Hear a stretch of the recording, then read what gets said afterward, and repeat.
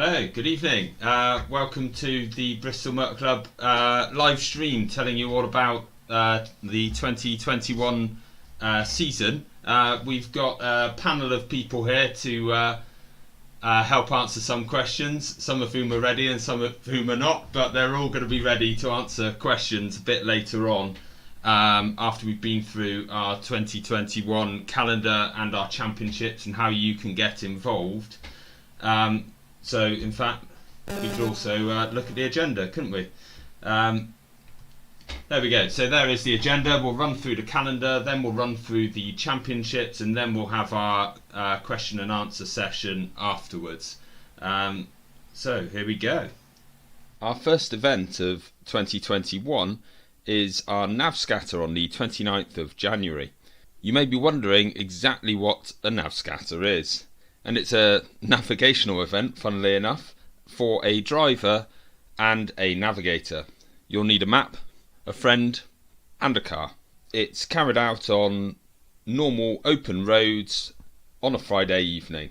It starts in a lay-by, not like that, and it finishes in a pub, just like every Simon Pegg film. The idea is to visit as many locations as possible before the pub shuts. And to do this, you're given 30 to 40 clues of increasing difficulty that you will plot on a map before driving to as many of those as possible before the pub shuts. It's really good fun. There's lots of stories about did you find this, did you find that in the pub afterwards. We're running 2 events this year and they are both a round of our All-Rounders Championship, as is every event this year. The first on the 29th of January and the second on the 22nd of October. Our first on-track event of the season is a sprint, the Great Western Sprint at Castle Combe. We have several speed events this season, sprints and hill climbs across multiple venues. They're all going to be streamed live on Facebook with a YouTube replay later, and it's open to all sorts of cars, standard cars, which are literally standard with just brake pads and tyres, the only modifications you can make. Road cars, which are daily driver usable essentially. They've got the interior in them, they're taxed, insured, they're MOT'd, they're normally driven to the event. Modified cars, which are essentially touring cars, stripped out, perspex windows, slick tyres, very fast for something that came out the factory as a standard road car. And then we've got Sports Libre, which is anything goes as long as it's got covered wheels. So that could be something that is so highly modified it doesn't fit into the modified class, but it could also be something bespoke like a Radical. So that's quite an exciting class to watch. And then finally we've got the racing car class, which is our open wheel single seater category. The format for all the speed events is a standing start to a flying finish. There's normally 1 practice and 2 to 3 timed runs, and it's the fastest of these 2 or 3 timed runs that counts towards the final classifications. Each of the categories I've previously mentioned are subdivided into classes. Our sprint season starts with the Great Western Sprint at Castle Combe Circuit on the 20th of March.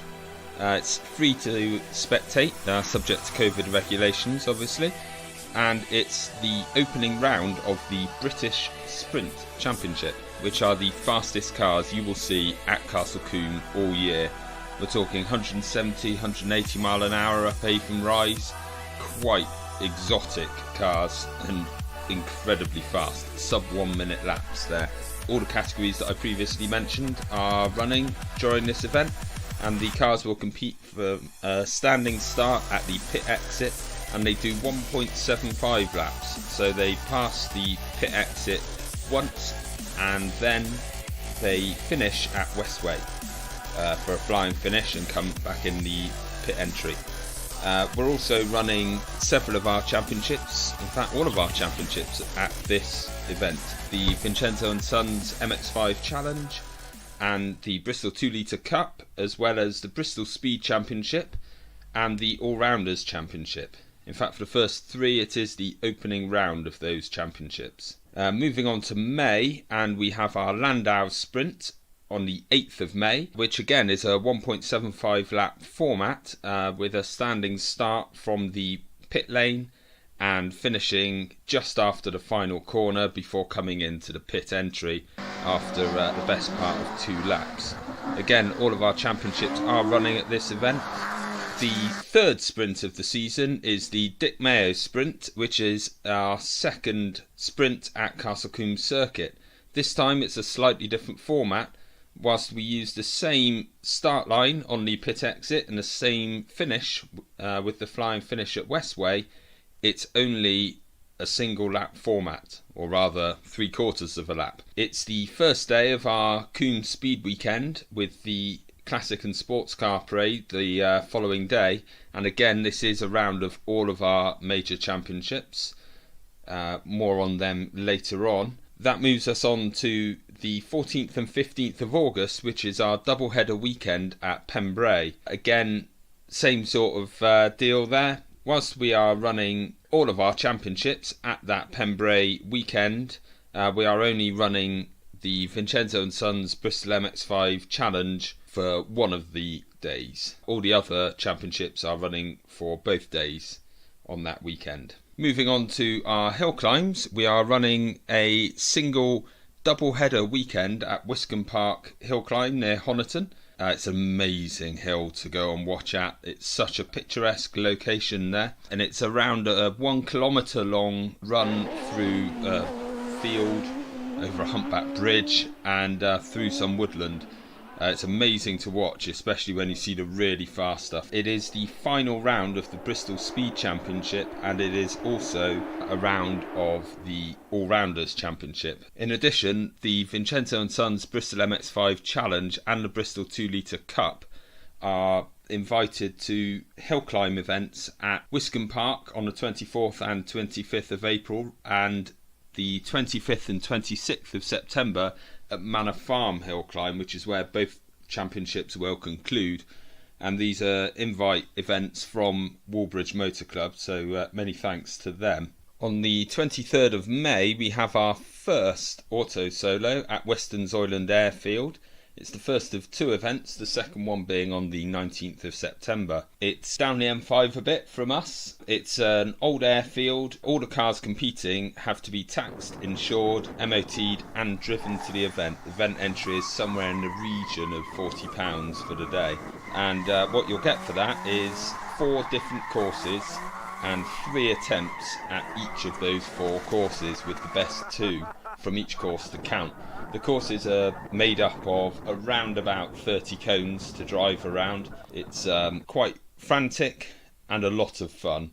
The MX5 being the car of choice for a lot of people, partly because it is a round of the Vincenzo & Sons Bristol MX5 Challenge, and of course it's also a round of the All-Rounders Championship. Once we've finished our tarmac season, we move on to the muddy season and our trials events.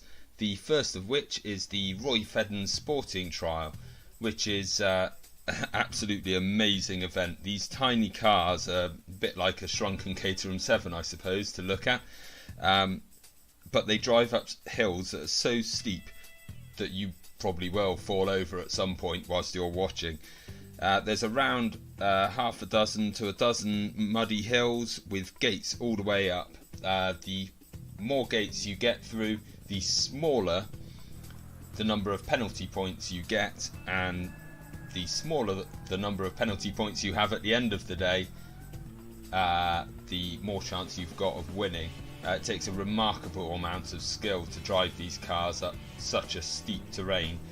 The video really doesn't do it justice, quite how steep this is. It's absolutely brilliant day out for all the family, and you can get really close to the cars.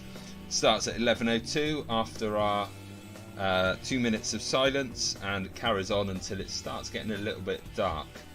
After that, we move on the 28th of November to the Allen Classic Trial. Here's some video from a few years ago. There's scores of cars competing in this, mainly classics, but some are more classic than others. And it's a tour of around about 80 miles around Bristol, from northeast of Bristol at Hinton, where it starts and finishes, all the way around to the south.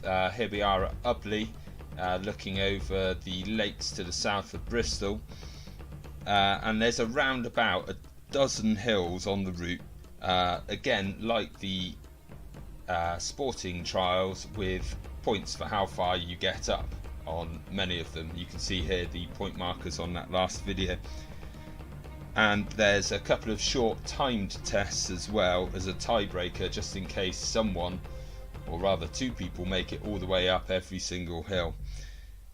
It's mostly inaccessible for spectators, unfortunately, but we do plan to run a live stream at this event, and Ubley Wood is also a very good place to watch. There's a fair amount of parking there. So the Vincenzo & Sons Bristol MX5 Challenge is our bottom cost championship, designed specifically for the MX5s, obviously. It's maximum fun for minimum cost and maximum competition as well. It's a fantastically well supported championship. This year we are running 12 rounds within 1.5 to 2 hours of Bristol, with the best 7 rounds to count. Of those rounds there are 4 sprints, 4 hill climbs and 4 auto solos, so it's multi-discipline. All of the events are against the clock. To compete you are going to need to be a member of the Bristol Motor Club, and you are going to need to get yourself an RS Interclub licence or higher from Motorsport UK. You're also going to need to find yourself some PPE to wear, so a helmet and a race suit, in addition to a car. The cars are remarkably standard and performance limited to try and keep the costs down. So we use road tyres, none of this sticky rubber that you'd see commonly on a track day. The Michelin PS3 is often regarded as the tyre to have on a Mark 1 or a Mark 2, and the PS4 is very popular on the Mark 3. So looking at the mandatory requirements, you must have a standard ECU and a standard intake manifold and plenum and airflow meter on a Mark 1 and a Mark 2. This restricts the power, stops anyone from having loads more power than anyone else. You're also going to need to seal the bulkhead from the boot. Quite often that's done with the use of expanding foam and some aluminium foil over the top. You will also need a timing strut on the front for your sprints and hill climbs. This is easily made with a piece of wood, and here you can see a GoPro mount attached to the side of the number plate so that you can easily click the timing strut on and off. You'll also need to mark the off position on your ignition. Also, the earth strap should be marked yellow.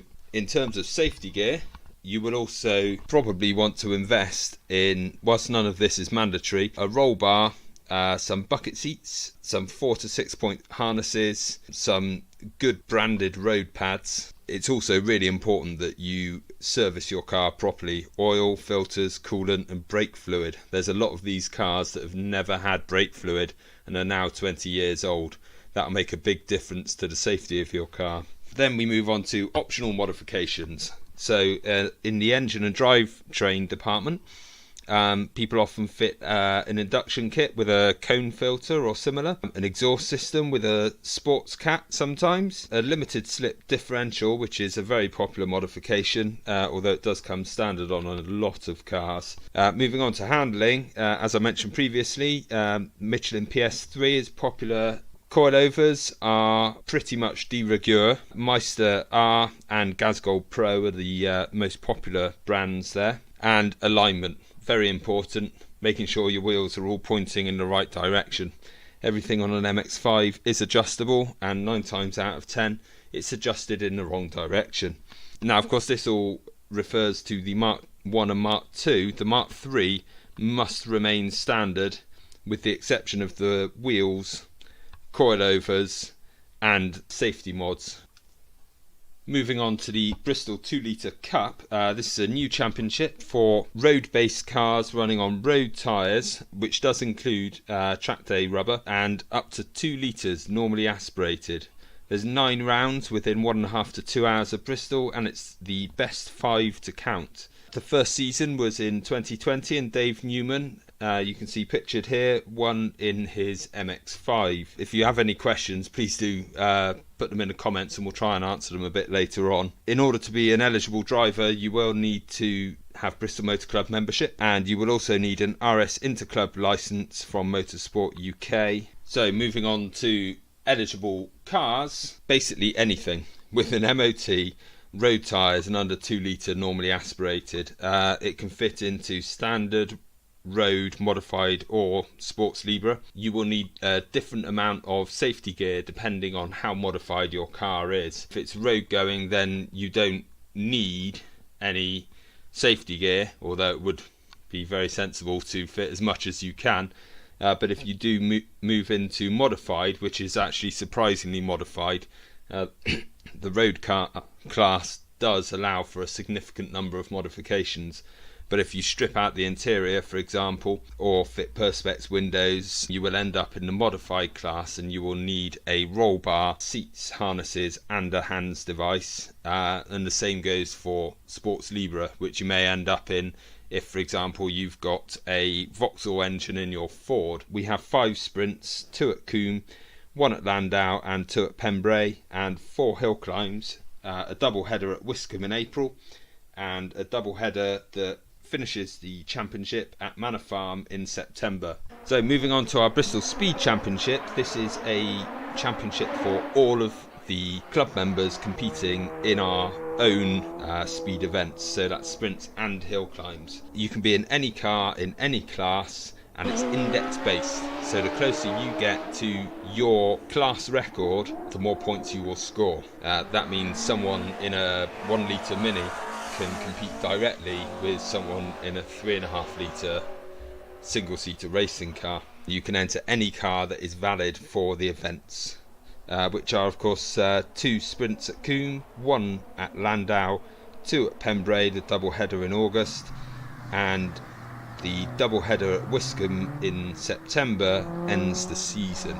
And the final championship we're going to talk about here is the All-Rounders Championship, which is the only championship we have where you can compete without actually driving. So you get points not only for your class finishing position at the events, but you also get points for helping to organise events and for marshalling.